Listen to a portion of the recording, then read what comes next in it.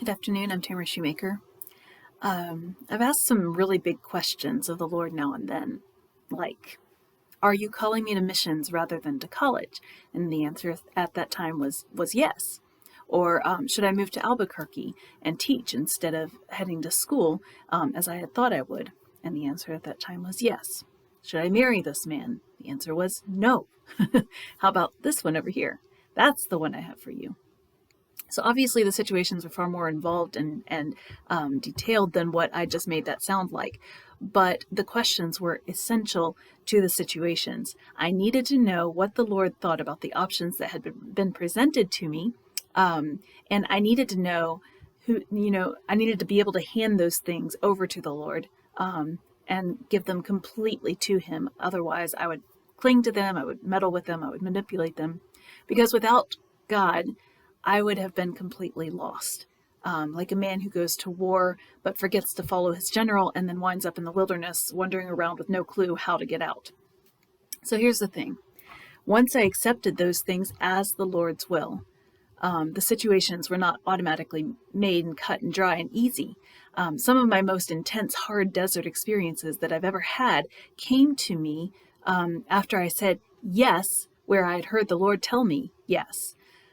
And I thought at times that during those times that the pain would literally, shatter my heart in some instances, or that I would never make it through the battles that I fought, and I put one plodding foot right in front of another.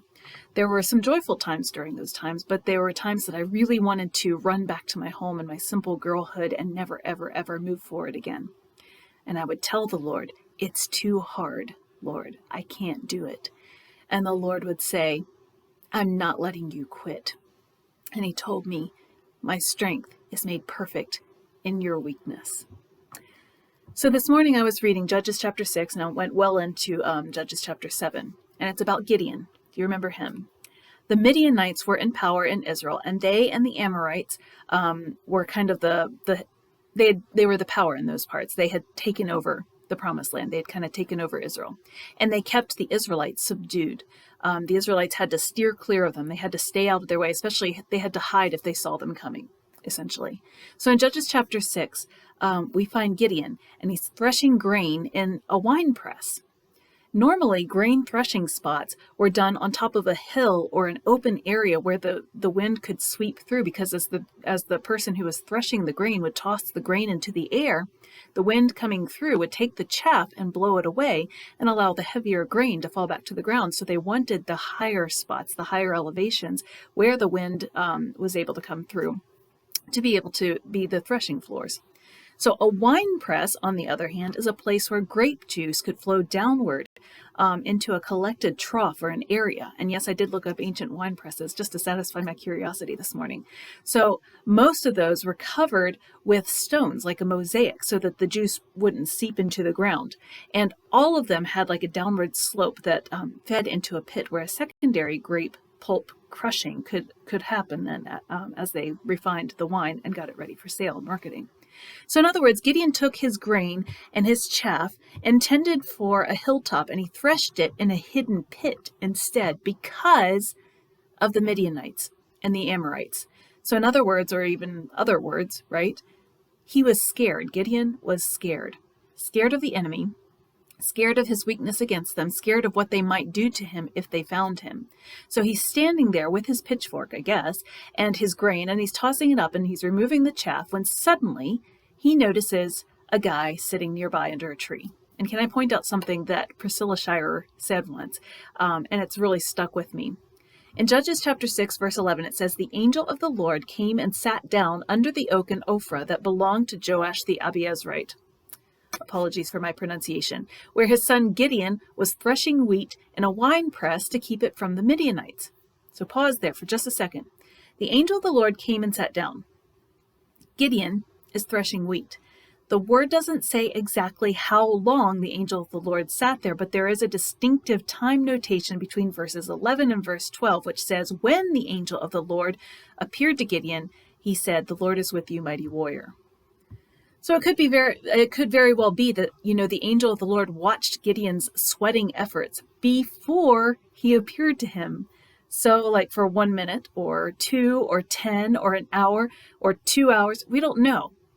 But what we do know is that Gideon was scared of the Midianites and the Amorites. And because of that, he was stuck in a hole, sweating under the strain of trying to clear chaff from wheat, feeling horribly ineffective and unproductive, no doubt, spinning his wheels, feeling purposeless, pointless, certainly anything but a mighty warrior.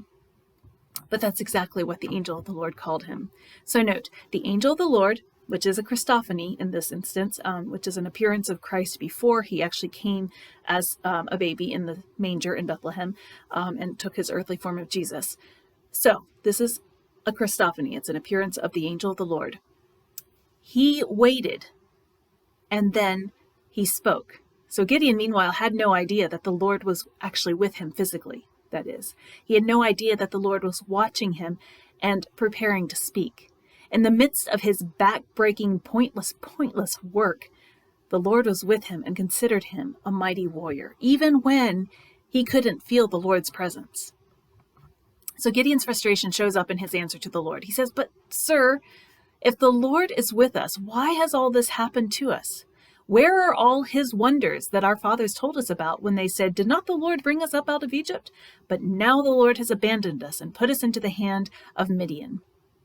So have you ever heard yourself say the exact same thing? Right? I sure have. But God, why are you letting this happen? Why are we nearly into our second year of pandemic? Why are people turning away from you in record numbers? Why haven't you just, fixed things? Right? If anything, things just keep getting worse. And I had a long talk with a close friend recently about a portion of her life where she was really, truly struggling. Something that she had dearly loved had been stripped from her, and she admitted her shaken faith. But this is what she said that so deeply resonated with me and touched me. She said, when nothing else makes any sense, when I don't have anything else to stand on, I go back to the beginning, back to what I know, beyond a shadow of a doubt. And she said, in the beginning, before anything else, was the Word. And the Word was with God, and the Word was God. That's John 1:1. So that, my friend, is bankable. It's trustworthy. He is trustworthy. Where was I? Yes. So Gideon pours out his doubts and his fears and his shaken faith in the presence of the angel of the Lord. And then look what the Lord tells him. He says, "Go in the strength you have and save Israel out of Midian's hand. Am I not sending you?" Wait a minute. What strength, right? Gideon had just admitted his weakness and his frail and shaking faith.